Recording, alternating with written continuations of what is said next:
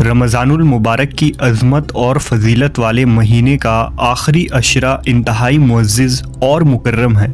یہ وہ ایام ہیں جن میں رسول اللہ صلی اللہ علیہ وسلم انتہائی یکسوئی کے ساتھ عبادت الہی میں مصروف ہو جاتے تھے اور دنیا سے کنارہ کش ہو کر راتوں کو جاگا کرتے۔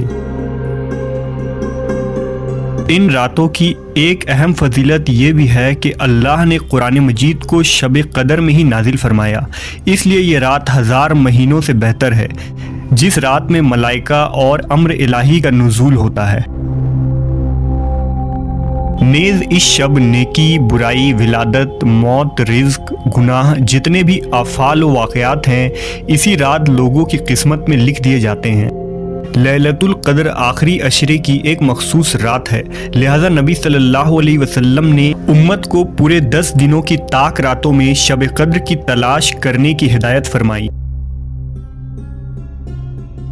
آل محمد کے گھر اس عشرے میں عبادت کا ایک معمول ہوتا تھا، لہذا روایتوں میں آتا ہے کہ حضرت فاطمہ زہرا علیہ السلام شب قدر میں کسی کو سونے نہیں دیتی تھیں اور کھانا کم دیتی تھیں اور کہتی تھیں وہ شخص محروم ہے جو شب قدر کی خیر سے محروم کر دیا گیا ہو۔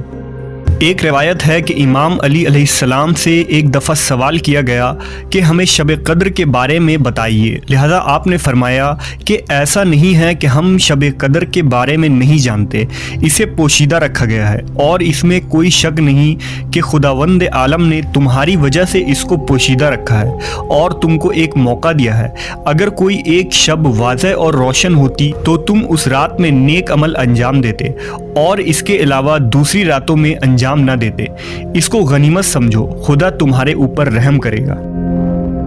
روایتوں میں اس رات کی مخصوص نشانیاں بتائی گئی ہیں، لہٰذا محمد بن مسلم نے امام جعفر صادق علیہ السلام سے بیان کیا کہ ایک شخص نے آپ سے سوال کیا شب قدر کی پہچان کیا ہے؟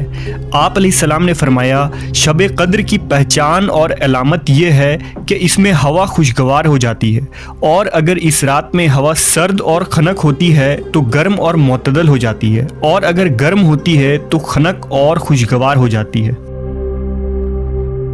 اس رات کی فضیلت اور برتری کا تعلق اہل بیت رسول سے بھی متصل ہے، لہذا امام باقر علیہ السلام نے ایک مرتبہ فرمایا خدا کی قسم بے شک جو شخص لیلۃ القدر کی تصدیق کرتا ہے وہ بغیر کسی شک و شبہ کے یقین پیدا کر لیتا ہے کہ یہ سورہ ہمارے سلسلے سے مخصوص ہے، اس لیے کہ جب رسول خدا کی وفات کا وقت قریب آیا تو آپ نے حضرت علی سے مخاطب ہو کر فرمایا یہ میرے بعد تمہارے ولی ہیں، اگر تم نے ان کی اطاعت کی تو رشد و کمال تک پہنچ جاؤ گے، اور جو کوئی بھی لیلۃ القدر کے سلسلے سے ایمان نہیں لاتا وہ منکر ہے، اور جو شخص لیلۃ القدر کے سلسلہ سے ہمارے نظریے کے خلاف ایمان رکھتا ہے وہ سچا نہیں ہو سکتا مگر یہ کہ یہ اعتراف کر لے کہ یہ ہمارے ہی واسطہ ہے، اور جو اس کا اقرار نہ کرے وہ جھوٹا ہے۔ بے شک اللہ تعالیٰ اس چیز سے بلند و برتر ہے کہ امور کو روح اور ملائکہ کے ساتھ کافر و فاسق پر اتارے،